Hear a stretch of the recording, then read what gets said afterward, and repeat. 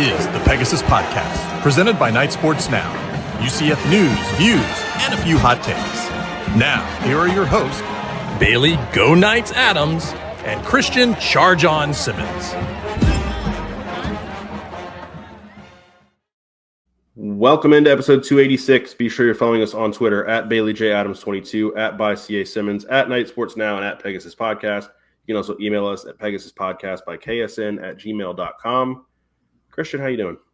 Doing great. It's a bye week. Nothing better than a nice little early season bye, and I genuinely mean that because I, as a college football fan, I'm very excited to just watch college football wall to wall for basically 12 hours this coming Saturday. So not to immediately jump to football news, but the UNC kick time was announced for 3:30, and I feel like I'm among the small group of people who's really bummed by this. I hate 3:30 home kicks for UCF because it ruins my ability to watch basically the entirety of college football. I can't get through the noon slate. I missed the 3:30 slate. I missed the first half of the night slate. Like, I just get nothing out of that. UCF takes my whole day. I made the exact point to friend of the program, Wild Bill, earlier because we were talking about it, and I was like, I would have much rather had a noon kick, and I don't know. I think maybe my mind went to noon rather than 6 or 7 because I think my brain is a little bit been affected by the nighttime storms these last 2 home games. So I'm just like, give us a day game. But yeah, no, it was for that reason. It was like, you don't even get to see the whole noon slate because you got to get to the stadium. And then, yeah, because by the time on a 3:30 kick, like, woe is us, we have a podcast that people like. But by the time we get like done at a home 3:30 kick, we finish the podcast, it's like 8:30 or 9, and like half of the night slate is over, and it's anyone's guess whether or not those games are still competitive or interesting. And for a 3:30 kick, I'm gonna want us to be like out of my apartment by like 1. So like we're gonna miss the day is shot. We just don't get any of it. Woe is us having to, me having to like sit in the press box and cover a game, and then us having to do a podcast for the team that we are the biggest like we're the biggest supporters like of that. But we're like, I'd rather watch other teams than the team that we talk about year round. We talked about a couple years ago, and we ended up not doing it because we up until this year we would go to like a UCF road game every year together, and we were talking about we should stop doing that and we should start just going to like a random college football game, which I don't know. I still have the urge to do that in my life because as big of college football fans as we are, I don't like that I really haven't been to many of the like classic college football environments. But I feel like the only reason we didn't do that is because like then the year we decided to do it, I think it was 23, and whatever UCF's bye week was, it was just all these stupid games we didn't care about. And it was like, well, there goes that. Yeah. So this was a weird start. But I mean, it really is the perfect start for a bye week because we don't have a game to preview or anything like that. We're kind of just going to reflect on 2 very weird games to reflect on, I guess, but kind of go over at this point in the season, heading into the first, I guess, big game of the year against North Carolina next Saturday. What we like, what we don't like, and what we don't know so far through the first 2 games of UCF season. Generally, where are your vibes right now? Me? Yeah. Who else would you be talking to? Yeah, wait, what? The third member of the podcast. Welcome. I'm sorry. The screen pops up revealing like Trace Drillco or something. You're like, I don't know. For me, it's like it shouldn't be showing up for the viewers, but I have like a slight like your screen like was a little laggy when you were talking. So when you said that, you weren't looking at me, and my brain perceived that as like he could be asking someone else what their vibes are right now. But anyway, now that I know that you were addressing me, the only other person who can hear you. Well, technically, lots of people can hear you, but at this point in time, should we start over? I'm in such a deep hole now. My vibes are cautiously concerned, I think is where I would put myself at. It's 2 things have been trending in different directions, and I'm interested how they'll come together. And the 2 things trending are that as we've received more information over the course of these first couple weeks, we've learned that UCF's schedule may be notably easier than we believed this offseason. But we've also learned that UCF's offense may be notably exactly what we thought it was this offseason. So I'm not sure how those 2 things are going to interact because suddenly there are games that feel very winnable that maybe did not before. Like Kansas State on the road in Manhattan, kind of feeling on the table all of a sudden, but at the same time, the offensive concerns. I wouldn't say that we've been surprised by the issues with the offense, and I understand I'm saying all this after they just scored 68 points, but let's be real, they were playing what very well, may have been the worst team to ever play in the bounce house. Is that an exaggeration to say? No, I was going to make a 2015 joke, but they're neck and neck. So I get I'm saying that right after a very big offensive performance, but let's be real, there are emerging concerns with the offense, and it's pretty much across the board. So I don't know, cautiously concerned. I can see the wins, but I can also see them not happening. See, not to discredit them even further than that, but they did score 68 points, but 14 of those came from defense and special teams. So they really only scored 54. Losers. No, I mean, I get it. I mean, there were times, despite the offense putting 54 of those points up, there were times where the offense looked pretty disjointed against a very bad team. So, yeah, I mean, we will get into what we like and don't like. I guess we'll do that now. What we like, and this is something that I kind of contributed to this, and I hope you're on the same page as me, is the kind of the vibes of the team and just kind of seeing Scott Frost back. And I say the vibes of the team, meaning – and it's always easier when you're winning, but we've seen through the first 2 weeks kind of just these guys having fun and enjoying playing for these coaches and this coaching staff. And all of this offseason we spent talking about culture building and kind of rebuilding the culture seems so far, obviously through 2 wins, that kind of stuff has paid off. Yeah, no, I agree. And the caution I will throw to you on that is it's definitely always easy to have a good culture when you haven't faced adversity yet. We're going to really learn what this culture is when they start having some losses pop up, and then we'll see. But no, I do. I mean, it's like that was the main justification you could give yourself for hiring Scott Frost beyond everything else was his ability to build a strong culture. He did that here very well the first time. Nebraska, things went a little differently, but it always felt like UCF was just a better fit for him as a program. Mm-hmm. It's weirdly just, it's felt like in a lot of ways, especially culture-wise, they kind of just picked up where they left off in 2017, which is a major accomplishment, not just given that was years ago and there's obviously no consistency with players, but also just the fact that in this portal era, they built a roster from scratch in the offseason, and the team seems very close. They seem like they're having fun. They seem like they're having a good time, and everything we've heard implies that that's the case behind the scenes. So that's like a testament to Frost, because that is there are coaches that can't do that when they have, even in the pre-portal era, it was difficult to build a culture. And now you brought all these guys in an offseason, and everyone seems to be having a good time. And I would say, too, that they haven't had adversity in the way of losses, but I'd consider that first game going the way it did, especially with the weather delay and kind of getting out of the gates slow and having to fight late to win that game. I thought that was a bit of adversity right off the bat that was unexpected, but I thought they ended up handling it really well. I'll check myself. Very good point. Okay. Good call out. No, it is true. That is true. Because I remember, I think we talked about this on our post-game podcast for that game, but it was when UCF was down and then lost the ball when it went back to Jacksonville State. In my head, it was close for me then. I just went, oh my God, they're actually going to lose this game. And that's not what happened. They fought back. Taven Jackson played really well. The whole team played very well down the stretch to put that away. We talked about a little bit on the post-game pod, Jacksonville State. I know we're very early, but they went and beat Liberty fairly easily. And that's in Conference USA terms, that's a fairly shocking development. Liberty's basically Liberty outspends almost all of the G5. And they think they're going to be the next big thing. And that's a shock to see that. So maybe that isn't as crazy in hindsight as we thought, but yeah, no, it's a totally good point. They experienced some very unexpected adversity in the first game, and they totally handled it. They handled it better than any of us could have expected. Yeah, I'm just the thing with the schedule.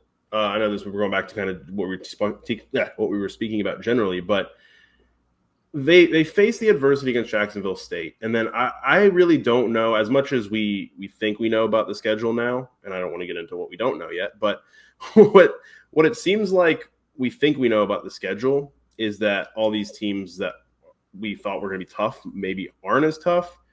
But the thing is, it's still only been 2 weeks and teams can get better. So, I don't know if we're going to get into the point where, I don't know what UNC is. I think UNC is bad, but I don't know.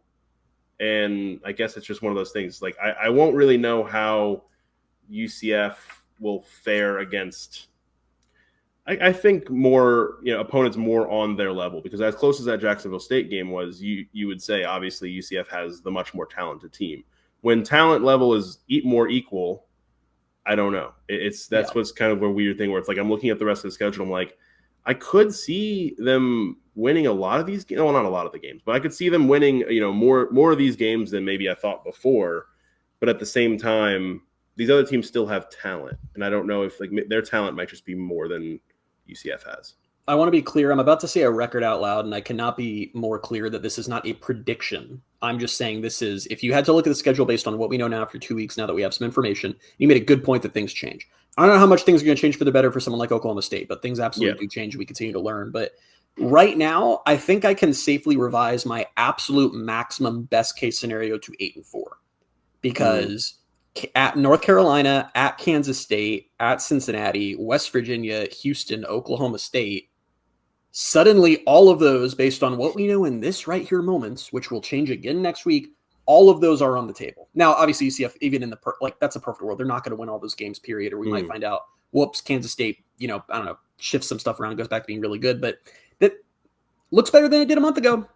Yeah. When we were all off season talking about all these tough teams, Kansas State was by many people the favorite to win the Big 12, and now that's looking like an attainable game. So the schedule appearing to soften is a good thing. It's just waiting to see if this offense is in position to take advantage of it. Yeah, I had that. That's when you said that earlier. It went through my brain. It was like, can this offense take advantage of some of the dysfunction we're seeing elsewhere? And in cases of extreme dysfunction, like Oklahoma State, you would think yes, but I just don't know. As crazy as it's been to see Kansas State get to where they are through the first few weeks, I still don't buy that they're just dead in the water and aren't going to get a lot better. So I think that's just a talented team and a well-coached team. So that being said, they're a quarter of the way through their season and every game's been a nightmare. But at the same time, you also make a good point earlier about teams on the same level of talent. Whatever Kansas State has done on the field through these first 3 games, and it's been very embarrassing at times, it's still Kansas State. They still probably have more raw talent on their roster than UCF, and they're not going to go winless here. They're going to find, they're going to find wins here somewhere. So it's a good call out. Yeah. As far as what else we like, I know we kind of got away from the vibes and all that, but was there anything else? I don't think there was too much to kind of discuss there, but I think just in general, maybe going back to that, just seeing Frost back, like when he walked out of the tunnel against Jacksonville State and even again against A&T, like it was just like this. It's just cool. And obviously this is another one of those things that's easier to do when you're winning. Cause like I don't know. I keep being reminded week by week how badly I want this to work for UCF and for Scott Frost. And I don't know, it's just been cool to kind of see him back and kind of even feel like he's a little bit looser in press conferences than he might have been without a doubt in 16 and 17. So I don't know. It's just, I've through the first two weeks, what I like is that Scott Frost is UCF's head coach. He feels super relaxed here. He just comes across as very comfortable and very happy here. And we're very early in. The honeymoon will wear off at some point. For Rich almost did against Jacksonville State. Yep, that was less the honeymoon wearing off than being canceled. But Rich Rodriguez's honeymoon ended very quickly with West Virginia's loss to Ohio. So it will happen. But it is just funny. Like it's like I'm in the post game presser and he's up there talking just in UCF gear. It's still surreal every time I see him. Players come up and like rise and conquer like zip ups, and I'm like, if you had teleported me from 2017 to just now, I would have just been like, oh, I guess he stayed, because it's more than just him being back. It feels like the 2016-17 mentality kind of came back with him, and a lot of the branding and things that go with that came back with them. I don't necessarily think the talent came back yet. Yeah. That part they're still going to have to build towards. Shout out Kane Archer. Can't wait to see you on campus. Please, God, don't decommit.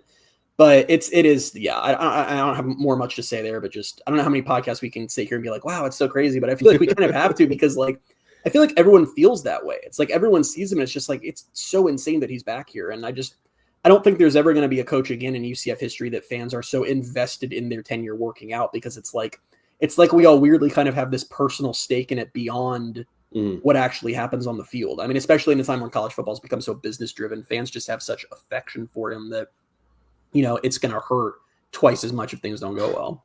I think that's what's funny too, is I've seen now probably 1 million of his press conferences since he's been back. Obviously that's a rough estimate. And so I kind of got used to that. It's more like for just, I guess, the first 2 game days, like seeing him walk out like through as like Zombie Nation's playing and as everybody's, going crazy, him walking out, leading the team, and actually seeing that again, it's been kind of like, whoa. It's just like, it's wild. I don't know. It's a strange thing. Somebody asked me today about my thoughts on Frost being back, and I was just thinking like, my life is so different than the last time he was UCF's head coach. I mean, it's like we were students, and I just feel old now. But things are suddenly like kind of still back to where they were when we were 8 years younger. It's a strange feeling, but Yeah. I don't like thinking of myself as 8 years older. I know that that's mathematically correct. I'm just not really a fan of that. But yeah. Yeah. Other than that, you mentioned the talent not necessarily coming all the way back yet to the 2017 levels. But the other thing we talk about, we do like, is the defensive line and the talent on the defensive line, what we've seen from them so far. I think it's even deeper than maybe even thought it was. Yeah.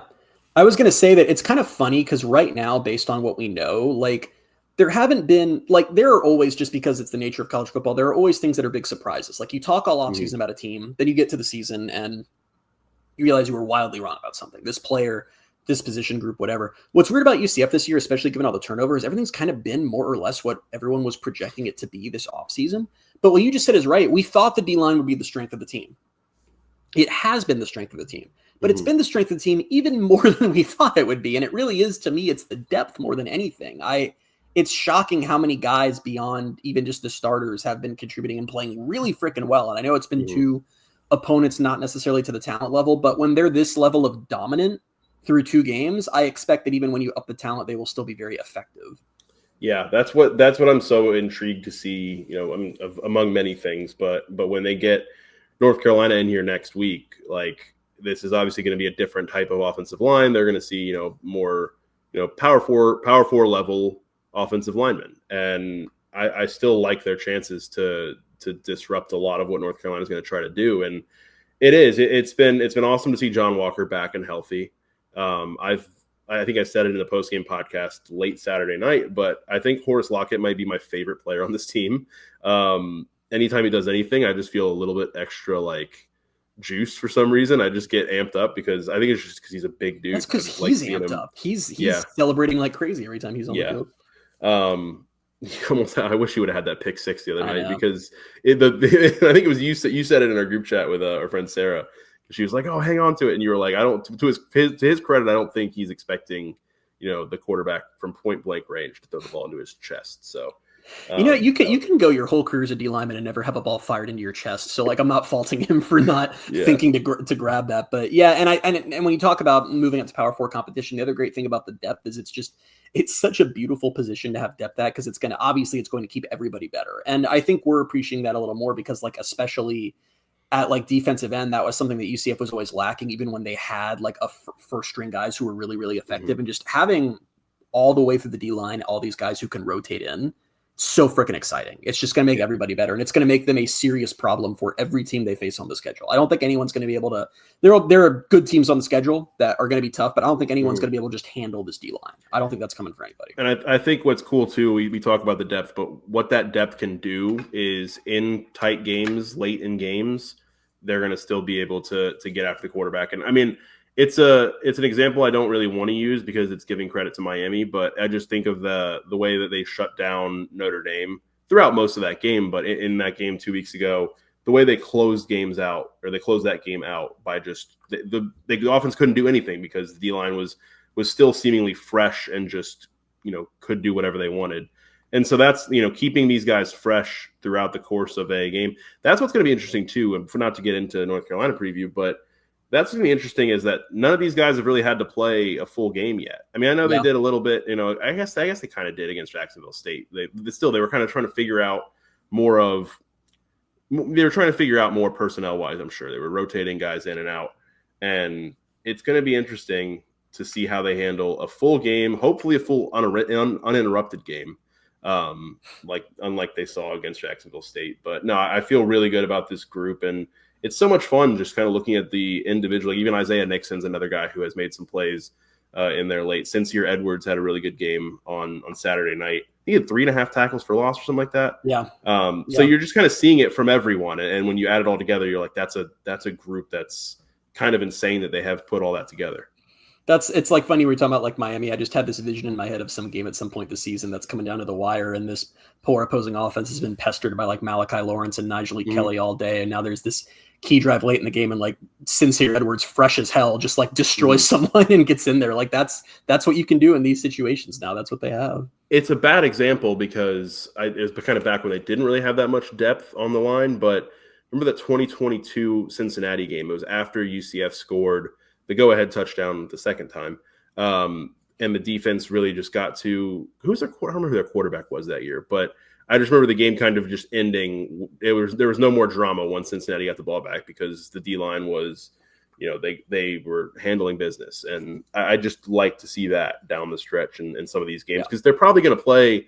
I kind of just get the feeling they're going to play a lot of close games throughout the year. And then that's part of being a team that, is, I don't want to say thrown together, but kind of thrown together, and not the most talented team of all the ones out in the Big 12, but they're going to play some close games, and I think that could be a deciding factor in late in those games. It's also a talent issue or no talent issue. Guys, just welcome to the Big 12.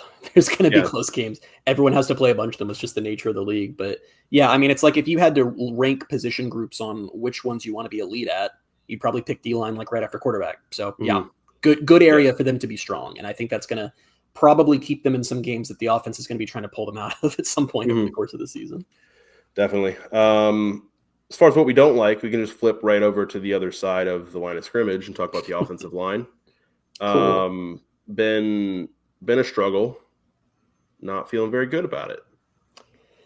Yeah, and it's so frustrating because I think there were multiple pods this offseason where I said, like, if the O-line ends up being bad, there's just not a whole lot you can do about that. And that's going to I don't know other than like quarterback, maybe more than quarterback, what can limit their ceiling immediately more than having a bad O-line. And I'm not ready to just declare the offensive line's bad. It's been 2 games, but it's very alarming to see drive to drive, snap to snap struggles against the level of competition they've been facing. That is pretty deeply alarming. And I don't know what you do with that. I think that might just be the situation they're in.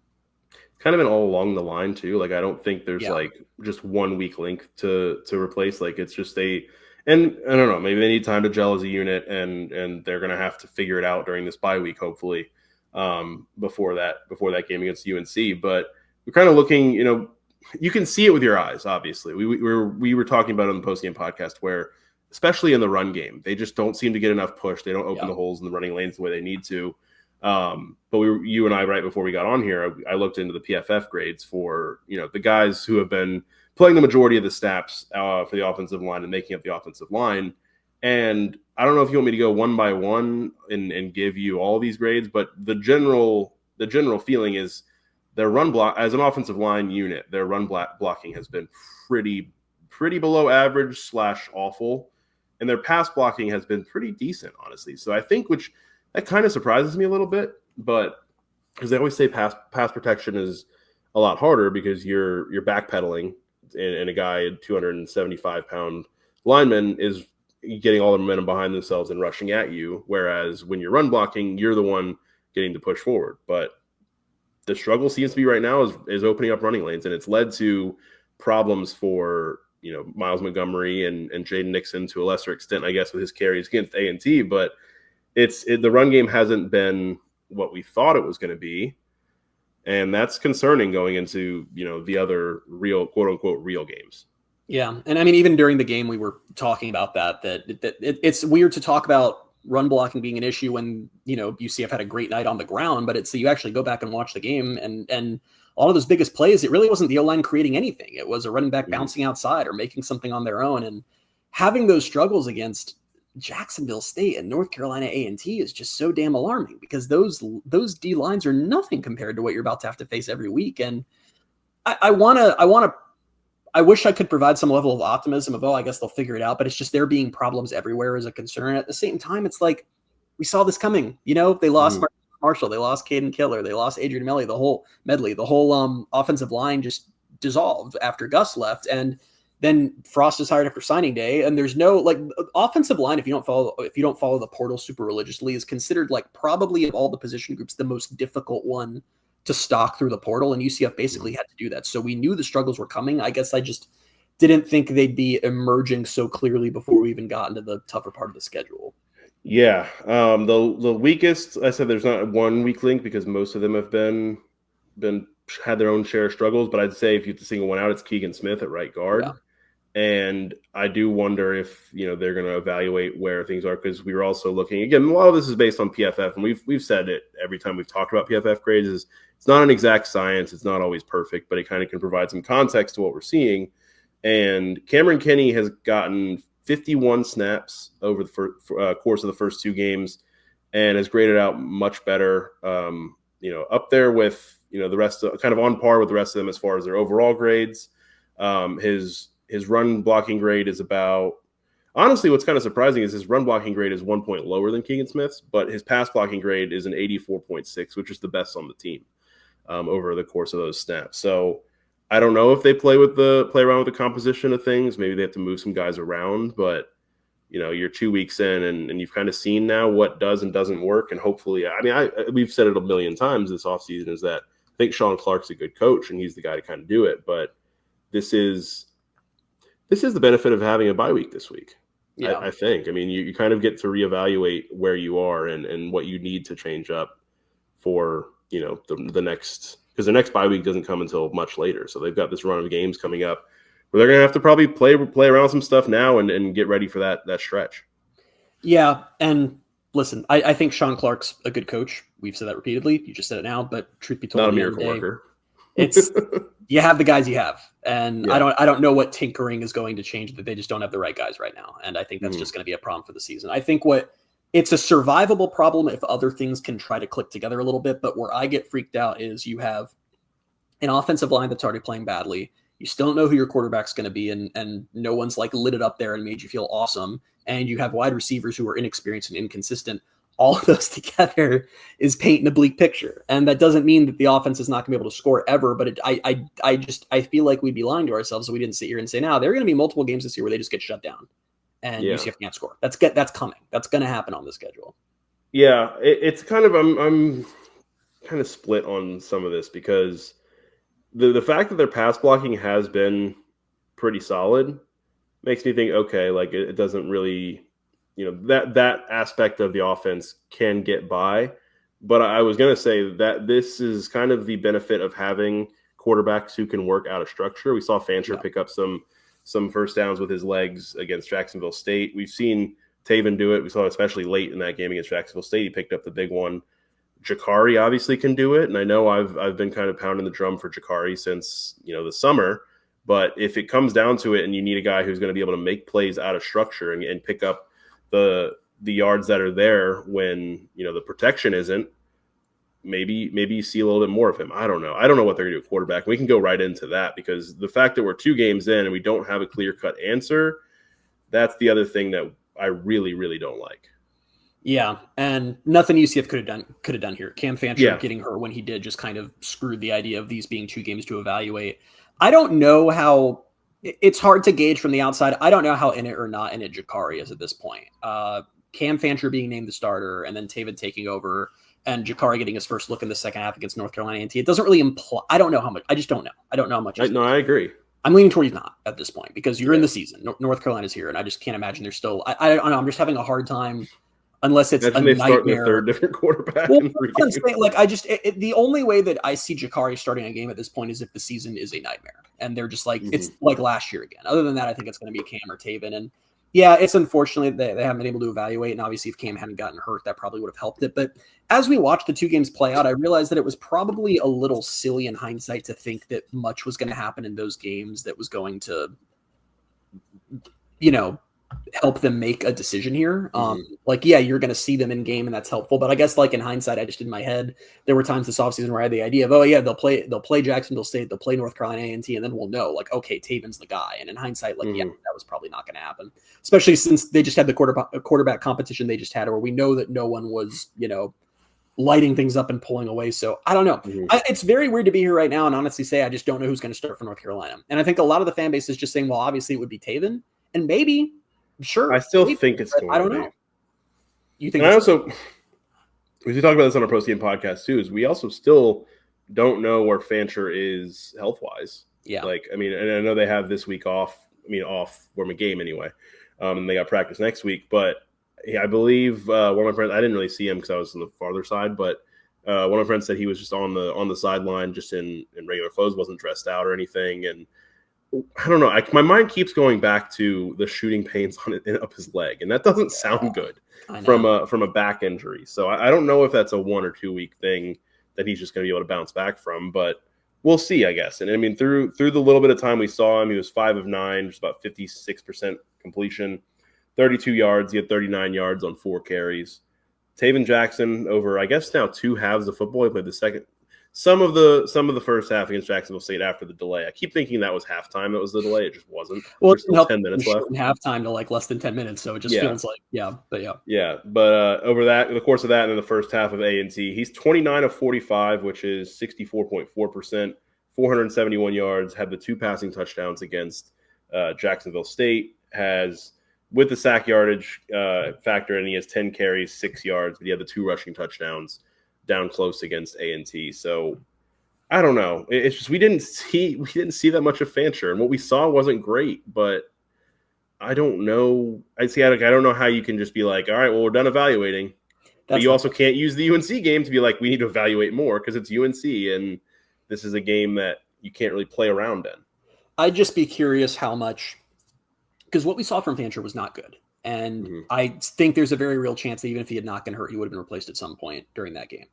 I'm curious how much the coaching staff is weighing those like 2 in-game drives versus what they know about him from the entire time he's been on campus. That's where I wonder if that is curious. We'll see. And to your point, no idea if he's even going to be healthy for UNC. That sounded unfortunately super serious what happened to him, and hopefully he'll be able to make it back. They're acting like he will, but to your point, it just seems, and back injuries are just so finicky. Like you can feel fine one day and then it's game day and something's just not right. It may be even in a game. So we'll see. But you talk about the offensive line and how these issues kind of come together. It is having a mobile quarterback. And luckily all 3 of these guys are mobile to a degree, but is it fair to say, I feel like Taven's probably the least mobile of the 3?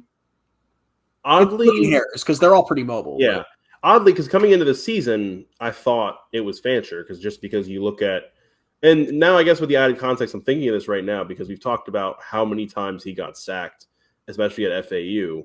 That does, because we were looking at his rushing numbers in the offseason. We're like, he doesn't really run. Yeah, well, he might have. He just got sacked and those yards went away. But if you're basing this entirely on, well, which one you guys has experience playing behind a bad O-line, Fancher would be like, hand up, it's me. Maybe that's how he becomes the starter for the first game. But I mean, because coming in, I was thinking, okay, Taven has the functional ability. I didn't really know if Fancher did or not. I think from what we've seen of the 2 of them, Fancher seemed, I think just those 2 big runs, and he had the field wide open. But that's what you need, I guess, is if the yards are there, you need a quarterback who can take them. And maybe Taven is the least one, but they all have it. I'd say him and Fancher definitely. You say functional mobility, I feel like that gets used as like a kind of a knock on people. Where it's like, yeah, it's functional. Like I think it's a little bit more than just functional mobility. Obviously, Jakari has like elite mobility. He's an athlete. So they're in a good spot with 3 guys who can make plays on the run, and we'll see what that turns into, because making plays on the run where you pick up those yards is great, but a lot of this is going to come down to who still maintains some level of accuracy throwing the ball on the run. And that's what I'm still waiting to see from Taven, because short range, easy passes, he's good at that. And that's not for nothing, because Jakari is not. So that is a win for Taven, but where we really saw the inconsistency was with the downfield accuracy. And I don't know, there were a lot of misses there. And it was hard to evaluate to a degree because he also had a couple like really beautiful balls that then the receivers dropped. But that's also just the nature of when your offense isn't very good, is you need multiple things to click at the same time to get the big play. He has, I'll already say this though, too, from watching him the little bit we have, he has a better arm than I thought he did. Because I remember my big complaint with him, we talked about it, was how he seemed to float the ball so much. And I know some of these downfield passes have had a lot of, float under them, but that's when it's been called for. I've just seen, it seems like he has a stronger arm than maybe he was showing, or maybe than I thought he had. But I don't know. It just, that's the frustrating part about like why it's under the what we don't like category is, and again, it's not their fault that Fancher got hurt, but I didn't think we'd get 2 games in and be like, who's the quarterback? Because we did that for 6 months. So all I'm going to say is the situation they're in. Taven Jackson, passes that traveled from behind the line of scrimmage to up to 9 yards. There were 12 of those. He completed 11 of 12. Passes that went 10 plus yards down the field, he completed 1 of 9. Okay. So that's good. I'm not seeing the downfield accuracy from him at all, but yeah, we'll see. And like I said, again, there were a couple of those that were good balls that the receivers then did not bring down. Like the one time it was the Marcus Burke, right? I think so. So, but still, that's just where I got to see that from someone, especially if you're going to have an offensive line that's going to be breaking down. Yeah. It's been a week and a half now, and I'm still frustrated by Fancher missing a wide Yes. open receiver on the first play from scrimmage. I can't explain this. No, that was Marcus Burke. Oh, was that it Burke? Marcus Okay. I can't explain this, but that must suck for Marcus Burke. It's like you're wide open and he misses you badly, and then the next game you have it in your hands and you drop it. Like Marcus Burke is just like, what the hell, guys? For jumping too early.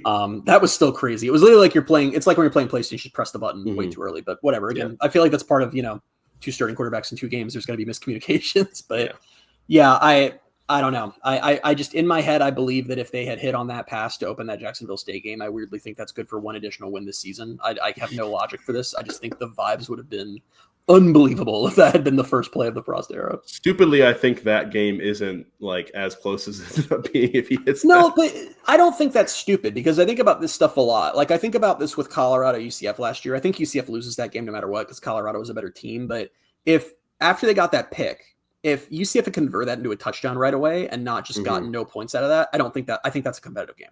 Didn't they then throw a pick? Yeah, they just gave it right back. They gave it right back. And then they got beat down. I think in possibly more than any other of the major sports, I think momentum is a very significant and very real thing in college football or just in football in general. I think it's a very vibes-driven sport. So, yeah, I agree. I think if they had hit on that, maybe it's not a close game. Yeah, let's just blindly declare that. Crazy to think. Jacksonville State's lucky that we missed that. Otherwise, it would have been like 35-10. Enjoy your close loss. As far as what we don't know, other than who's going to start a quarterback against UNC, and this is back to the run game, is how the run game will fare against better competition. And so much of this goes down to how the offensive line is able to perform and what that looks like, because they've got good running backs. Like they really do have a good backfield. I think they're three deep there, 4 maybe when Tavion Swint is healthy. And I know they like – no, I don't think so either. They like – what's his name? They call him AG. They like him a lot too. I think he's a walk-on. He got into the game late against A&T. But, no, I think they're 3 deep there. It's just it's down to whether or not the offensive line can do anything and get any kind of push and open up running lanes, because – we've seen it when they find space, whether it's because the offensive line opened it up or not, or if it's just bouncing outside to where there was space, they've taken advantage of it. So this is kind of almost another offensive line topic rather than the run game topic. And I think the bad news here, if you're wondering about this one, is the offensive line, at least based on what we know now, does not look like it's going to live up to, or maybe it's just going to live exactly to expectations, because this is kind of what we thought was going to happen. But the good news is that Miles Montgomery, we know what he is, and he's been solid through 2 games. And Jaden Nixon, who we were a little worried about after his pretty bad first game, bounced back in like the most dramatic way possibly imaginable. So, you've got at bare minimum 2 guys there who you feel really good about, can create at a power 4 level and can do that against some of the defenses coming up here. It's just, can the offensive line do enough? And I trust both of those guys to be able to create on their own. They had to do that against North Carolina A&T, which is its own concern, but it's going to be a little bit of both there to see what actually happens. Yeah. I mean, I don't know what else there really is to say about that, because it's just that's the frustrating and concerning part, is coming into this season. A lot of the talk, we were just like, I don't know what the quarterback's going to do, but at least they'll be able to run the ball. Well, that obviously we knew at the time that has a ton to do with bless you. That has a ton to do with the way the offensive line can get a push, but I just didn't think it would be as bad as it's been through 2 games. So that's scary. Hey, when I mute myself, it's so the audience doesn't know I sneezed, and you ruin the illusion. We have enough viewers who would have known that you sneezed. None of everyone listening in their car right now or whatever just heard you stop your sentence to say "bless you" to silence. But I thought that was funny. That was kind of you. I thought it would be funnier. But yeah, I mean the run game is a big we'll see, which I didn't expect to be the case coming into the season. Well, that may be the issue with the run game, but that's not the only part of the offense. Anyway, what else do we not know about? We don't know if the wide receivers can provide consistent performances from game to game. Again, it's a lot of this is on the quarterback. So it's funny how the things that we don't like is the offensive line and not really knowing much who the quarterback's going to be. And then the things we don't know, both of them depend on the things that we don't like. I feel like we have to, if we wanted to boil it down to basics, what we don't know is, can they pass and can they run? Is what we don't like is the offensive line and the quarterback. What we don't like is the offensive line. Shout out to Dylan Wade and Kylan Fox, though, holding down the offense. Not a whole lot of questions about them, but I said this after Jacksonville State, and I kind of still feel this way after A&T, is I think there are enough receivers that I've seen little flashes from to think they have they have a decent receiver room. I think I agree. I kind of feel way better about it through 2 games than I thought I would and that I expected to, even with the quarterback confusion where you didn't really know like who was going to be starting. I mean, we obviously knew by the time that it was going to be Taven starting because of the injury, but you've gone through 2 quarterbacks in 2 weeks, and I still both weeks kind of thought wide receivers are kind of getting some separation, and they're doing a pretty good job. And we'll see what they do against Power 4 DBs, obviously. Mm-hmm. But yeah, I agree. I think I feel better. I think I feel notably better about the wide receivers than I did most of the offseason. And I think part of it is that I kind of envisioned in my head the way I approached the wide receiver room this offseason was I hope that 1 or 2 guys emerge who can make some big plays. And I don't think you can ask for more than that because there's just no way that they're going to hit on multiple guys. What we've seen instead is everyone's had a couple rough moments, but everyone's had a couple really good moments too, especially guys like Dwayne Thomas, DJ Black, Waden Charles. Like he's it as a freshman. I'm so excited to see what he turns into. Marcus Burke. Like it's inconsistent. It is inconsistent. And that's fine because none of these guys really have a ton of playing experience. Frost was talking about that in post game, but I really think that it's ahead of what we thought because I think there is I was hoping there was one guy you could rely on for the big play. I think all 4 of those guys are capable of big play moments. That's great. And I just had a quizzical look on my face. So I don't know if I'm going to say this right, but is this one of those situations where they say the group is better than the sum of its parts? Does that apply here? Is that the saying? I don't even know if that's the saying, but I got to tell you, the whole sum of its parts thing, that's one of those sayings that people throw around a lot. I want to hand up. I've never really fully understood it. I don't use it in my life. It doesn't. I mean, logically, it doesn't make sense, but greater than the sum of your parts. I really, it's like speaking a different language to me. I've never understood this. Okay, well, to that point, what I mean is what I think the saying means, which is you don't have really. I don't think you really have. Maybe Waden Charles in the future. I don't know if he's a star yet, but I don't think you currently have any wide receivers who are stars. But individually, you add all together like their capabilities, and I think you've got a really good wide receiver room. But again, what we don't know is how they'll fare against power forward DBs and whether they're consistent enough. Because like the rest of the offense, it's so funny. We talked about how we like the defensive line early in the podcast, and then the rest of what we don't like and what we don't know has just all been offense. I'm sorry, guys. There's not a lot to complain about. There are a couple of things to complain about the defense, but it all feels like stuff that they can fix pretty easily. We didn't talk about linebackers or DBs, but for the most part, I feel fine about where they are. I think the defense is fine. So there were a couple rough moments against A&T, but it wasn't like talent. It was just guys making the wrong decision, and that's just they can coach that. So you want to see how much of that comes down to focus and I don't know, just.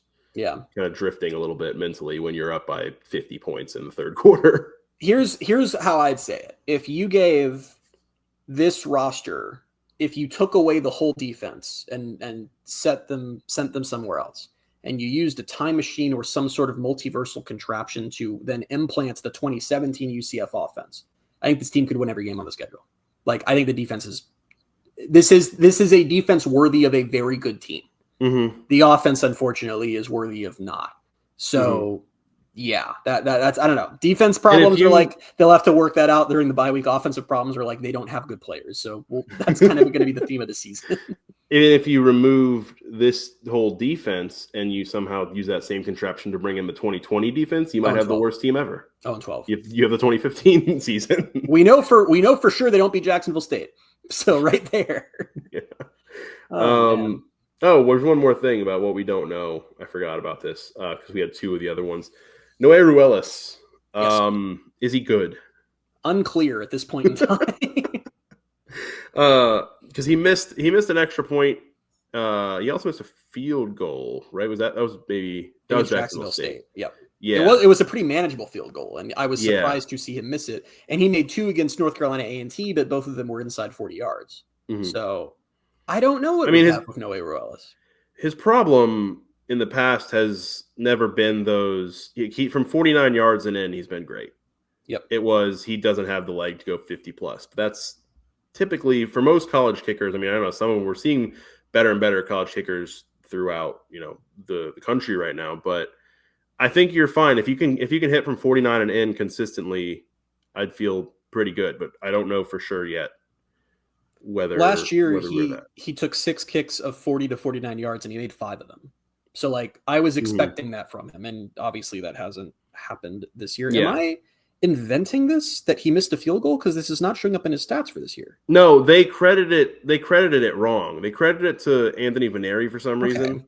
I'm looking at his ESPN stats, and it has he's 2 for 2 on the year. He definitely missed one against Jacksonville. I remember looking at the stats against Jacksonville State and thinking this is completely wrong because, I don't know why they did that. Look, stat keeping is a hard job. It's a genuinely hard job, but also it's been 2 weeks. Figure that out. That's crazy that there's just a phantom field goal in the ESPN stats. Yeah. Well, I don't even think it's a phantom. I think it's attributed to the punter. The funniest thing about this is that we somehow missed that for absolutely no reason. They had Vaneri take that kick. Anthony Vaneri is listed as 1 of 2 on field goals. Yeah, 1 of 2 from the Jacksonville State game. He can do it all. He definitely missed. But yeah, I like I said, there, as we've seen with past kickers, there are worse situations to be in. It seems like he's probably going to be automatic in the 30s and up. But when your offense is this problematic and you're going to be playing some close games, you really need a guy who can get you a 45-yarder. And I'm hopeful he's that guy, but it seems a little up in the air right now. And you can't miss extra points. You cannot. Don't do that. This is not an NFL extra point. Hey, have you considered not doing that in the future? But no, that was unfortunate. This is not an NFL extra point. It is the easy extra point. Easy for a kicker. I'm saying. He missed 2 last year, by the way. Yeah, I 2 know. extra points. So he's halfway there now. He can only afford to miss 1 more. Otherwise, he's a bust. Otherwise, they're going to have Vaneri do more kicking. So sure, because he's so much better according to ESPN stats. Anything else you want to talk about before we get into a little bit of football news? Yeah, whatever happens from here, I've had a fun couple weeks. That sounds very ominous. That sounds way more ominous than I meant to. But I don't know. Vibes are pretty solid right now, and I'm just going to try to remember what this feels like. That sounded ominous too. I was trying to clean it up, and I got more ominous. Yeah, you got worse. Here's my. Hold on. Because here's my thing. It's like right now we're all like, what'd you say? There's an ominous statement number 3 coming up. Well, just right now, I feel like we're all in a pretty happy place because UCF's 2-0 and all is well here, and I think that's great. I'm happy for everyone that they're happy. And the thing I would just want to point out is that while we're talking about how the schedule is a lot easier and things like that, at the same time, I can view a nightmare scenario in my head when I look at the schedule right now of, okay, they could lose to North Carolina. They could totally lose to North Carolina. That's going to be a close one. We'll talk about that more next week. 2-1. At Kansas State, they could lose that. Kansas, they could lose that. At Cincinnati, Cincy's looked pretty solid. And then suddenly it's mid-October, and we haven't seen another win. So, like, I'm not saying that's what's going to happen, and I don't think that's what's going to happen, but, like, that could happen. So it's been nice. I'm having a good time. I'm not anymore. I mean, all right. One of those, right? All right. But they couldn't. Sure. Anything could happen. Well, no, not anything. Well, a lot of things. Football news. The little bit of UCF in the NFL update. RJ Harvey made his debut with the Broncos on Sunday. He broke off a 50-yard run to highlight the day. He ended up with 70 yards on 6 carries as the Broncos beat the Titans, I believe it was. And then the other piece of UCF NFL news is Matt Prater, still in the league / back in the league, signed with the Bills late last week when they put their kicker Tyler Bass on IR. And in the Bills' Sunday Night Football win over the Ravens, Matt Prater went 3 of 3 on field goals, 2 of 2 on extra points, and one of those kicks was the game-winning 32-yard field goal to beat the Ravens in a crazy comeback. So he's still around, and that's very funny. That he's just former MAC quarterback for UCF, still doing it. Former MAC quarterback? What just happened to me? I don't know. Kicker. Sorry. I'm reading about a quarterback right now, and I think I did the thing where I read the words in front of me. Sorry. All right. I was like, did I miss something? Like, was he at one time a backup or something? I'm reading about Arkansas's quarterback commit right now, but I'm glad you're doing that. Yeah. Go ahead. You mentioned it earlier. UCF North Carolina will be kicking off at 3:30 next week on Fox. And Jaden Nixon, for his big performance against North Carolina A&T, he was named the Big 12 Offensive Player of the Week, which was very cool to see. Still, as I've had more time to think about it, I've decided I think that is going to go down as my favorite stat line a UCF player has ever had. Well, they posted that graphic earlier, and that was just because of the stat line, it was a funny graphic. Like he had 4 touches and 252 yards. touched the ball, including the kick return touchdown. He touched the ball 5 times over the course of the game. 3 touchdowns, 5 touches, 252 all-purpose yards. Like, give me a break, man. And I like the idea of us having a podcast where we're like, man, I wonder if he's a bust. And then he gets Big 12 Offensive Player of the Week. So shout out Jaden Nixon. Game of the week, UCF women's soccer back at it this Thursday. They're 5-1. They had a loss this past Thursday to end their perfect season dreams. They are at UNF Thursday, who's 2-4-2. The game's at 6 o'clock Thursday. So hopefully they can get right back on track. I know conference play will be coming up soon, so exciting things ahead for them. Tweet of the week. Tweet of the week this week goes to @TheNightUCF on Twitter.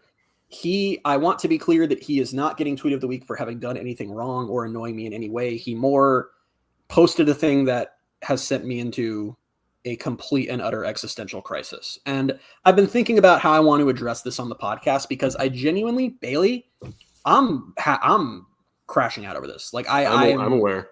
I don't know what to do. And I'm not sure that I can fit this into a tweet of the week segment.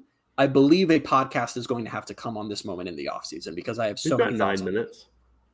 We're going to use them. Like there's a timer that goes off. Like we've never gone over an hour. But what At the Night UCF posted was a video of Burger U, the moment that USF beat Florida in the Swamp. And what happens in this video is USF wins the game, and the entire UCF Burger U, full of students and some alumni, bursts into cheers. Like, hell yeah, cheers. There are people in this video high-fiving each other over USF earning one of their biggest wins in program history. And I'm going to try to be sensitive about this because then I tweeted about it and I got a long mix of replies from people on this topic. And I just want to say a couple things. If you're listening to this, I know that we as a podcast, and I've always liked this a lot, we have a wide range of listeners and age and how long they've been connected to UCF. So I'm sure there's a lot of opinions here, but there's just a couple things I want to tackle here. Yes, as someone who's been a UCF fan my whole life, it genuinely, jokes aside, upset the hell out of me to see UCF fans cheering for USF having this giant moment, particularly since it's a moment that UCF thought they were going to have last year, did not have. That really upsets me. I, at the same time, understand that things change. There was a time when I was a kid where Marshall was one of UCF's big rivals. Like, things evolve. I understand that there are juniors on UCF's campus right now who have never seen UCF and USF play a game. And I understand that there are kids on campus right now for UCF who were like children last time USF beat UCF. So I totally understand how the rivalry has kind of started to fall off a little bit. Guys, you don't know what the hell you're cheering for right now. I can't and there's two thoughts on that. I'll go with the lighter one first. The lighter one is that if you think UF is UCF's rival, then you're stupid. I'm sorry, you're just dumb. UF does not think about UCF, let alone view them as a rival. And there was a time that could have changed, but Gus Malzahn helped make sure that's not the case. You are just making yourself look foolish if you think that that's what you want, that UCF and UF are the big rivals. The more serious note on this is this. When you cheer for USF in that moment, I don't think you realize it, but you're kind of cheering for the downfall of UCF. And I know that sounds dramatic, but bear with me. I am noticing eerie parallels between how UCF and USF were set up 10 years ago and 15 years ago and how they are set up now. Guys, USF becoming relevant is a problem for UCF. It is a problem in recruiting. It is a problem for brand development. USF being ranked, USF getting this major win in the Swamp, all as UCF struggles, and UCF's just kind of like shrugging and not only not thinks it's a big deal, but they think it's something to cheer for. This is exactly what happened 15 years ago when UCF was in the group of 5 and was starting to rise up, and USF was just kind of a middling Power 5 team. Or at the time it was a BCS team. This is exactly what it was like for them. And now we're on this trajectory where USF is playing very well. The Athletic reports that they're outspending the entire group of 5. They've spent $10 million plus on the roster this year. The average for the AAC was like $3 million. They have a stadium on the way, which, as it did for UCF, is going to explode their fan support. This isn't good. There's a realignment wave coming in 5 years, and we can talk about TV markets, whatever the hell we want, but at the end of the day, when realignment rolls around, it's whoever's good. USF is lining themselves up to be positioned to be in a very good place when realignment rolls around, to become relevant, to start stealing recruits from UCF, which they might have the money for at this point. And UCF fans are cheering because UF lost? The blue blood SEC team who you are never going to be rivals with? I don't know what the hell we're doing. And I'm maybe making way too big of a deal out of something that was not that serious, but it's as a longtime UCF fan, it's almost less disheartening to see UCF fans cheering a USF result, as foreign as that is to me, more as it is shocking to see UCF fans operating how USF fans did 10 years ago when we made fun of them for how dumb they were. And guys, I don't know what to tell you. I just think that was silly behavior. And the issue of whether USF is still a rival or not is entirely separate to me, as just that was really weird behavior to be cheering for your longtime rival to be beating Florida. Like that's what our end goal is to see Florida suffer, when that's not even a team we really have a relationship with at this point, and who we talked a lot of trash to and got our shot and had them shut the door in our face. And now we're cheering that our rival actually took advantage of the moment. I don't know what to do with that, guys. USF is doing something. They are. Everything's trending the right way for them. And I just don't understand how at a time where whatever you want to talk about, it's not a rival, they don't play on the field. Like they do compete for recruits and they compete for attention. And to at that moment be cheering on their rise is just strange, alarming behavior. And I'm disappointed in all of you. So yeah, there we go. Cool. I don't know, man. Like the thing that I thought was funniest is like, oh yeah, we want to see Florida lose. Like they're going to have plenty more. Like Florida, you're going to see Florida lose. If that's the big thing that you wanted to see on Saturday, like they're going to lose plenty more games because like the next 6 are against ranked opponents, something like that. Like they will lose plenty of games this year. That could have been something where, so yeah, maybe we don't want, USF to score this big win that we couldn't get last year. Like we don't want that. So Florida, just do whatever you need to do, put them away, and then go on and lose to LSU, go on and lose to A&M, Texas, whoever else you're playing, because they've got a tough schedule. So if your end goal was, Florida lost, you're going to have like 5 or 6 more of those opportunities probably to do that. You didn't need this one against USF. Also, and I'm aware of the fact that like all the drunk students in Burger U aren't like thinking about the larger implications for college football, but like Florida loses, Florida's always going to be Florida. That loss did not really impact Florida in any way. They're always going to be the SEC blue blood that is Florida. If anything, they're always going to have a ton of money and a ton of recruits. This is elevating USF potentially past UCF. If anything, it's also elevating Florida because they're going to get closer to getting rid of Billy Napier, and they're going to get a coach that you would think is probably going to be better. And there you go. So like that result was teams are going to benefit from this. That result was nothing but bad news for UCF. A deep-pocketed USF program with a stadium that's trending up and getting national attention is not good news for UCF. In fact, it is a direct threat to UCF, and we're cheering it. I don't know, guys. I just think that things happen fast. In 2007, it would have been absolutely mind-boggling to tell a USF fan what would happen from there. And I don't like the vibes I'm getting from UCF fans where they've just gotten, we're 2 years into the Power Four. And it's just like, I don't know. It's just crazy to me that this is where things are at. Not to go any deeper, but what you said, like drunk students in Burry, I don't know if it was the night UCF or if it was somebody else, but I remember them saying in the thread somewhere in response to somebody else, it was not all like, it was a lot of, I don't say adults, but like it was a lot of alums, I guess I'd say. Wasn't just like it's just students who don't know. Like people in there knew and should have known. You can pull, we're in the Power Four now. USF being relevant and good and spending money is a bad thing for UCF. They compete for the same pool of players. You know who doesn't compete for the same pool of players? Florida.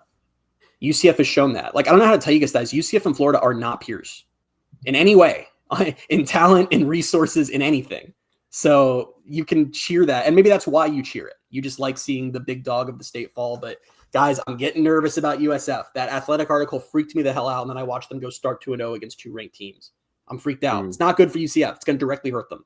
But again, I'm probably making way too big of a deal after just some fans being weird. But I don't know. They're I don't do care it again so much on about Saturday if they beat Miami. I don't care so much about, because I got a lot of replies when I tweet about this. I don't care as much about the USF being UCF's rival and cheering for your rival side of things. Because the rivalry is going to wither. They're not playing anymore. Like that's going to happen. It's just less. I don't think fans understand the implications of if USF gets rolling. I think it's going to be a problem. Just like it was a problem for USF when UCF got rolling 10 years ago. It was a huge problem. Yeah. Yeah. What should we do? What do you mean by that? Like us I don't know. personally? I don't want to end the podcast. No, I don't want to end the podcast on that. On USF's ascendance. I suppose we have to. I don't really have anything else for you. All right. I have a way to end it. I have a way to end it on a positive note. For everything I just said, USF could still fall off. Oh, I mean, we've seen it. We've seen them do this before. They could end up 8-4, and then this was all much ado about nothing. So that could be that. There you go. There's a glimpse of hope in the future. But pointing out, USF is spending more on their roster than I believe UCF spent on their roster last year, which is insane and should be. You guys should not be able to sleep tonight with me telling you this, And it annoys me that I know most of you are just like shrugging your shoulders like this lunatic is raving at me. And you know what? Fair point. The lunatics never know they're lunatics, so maybe I am just insane, but I really think that this is a problem. Enjoy your mentions. We'll be back next week with episode 287 to preview the UNC game. Until then, you can find us on Twitter at BaileyJAdams22, at by CA Simmons, at Night Sports Now, and at Pegasus Podcast. Thank you guys so much for being with us, and we'll talk to you soon. Bye, everybody.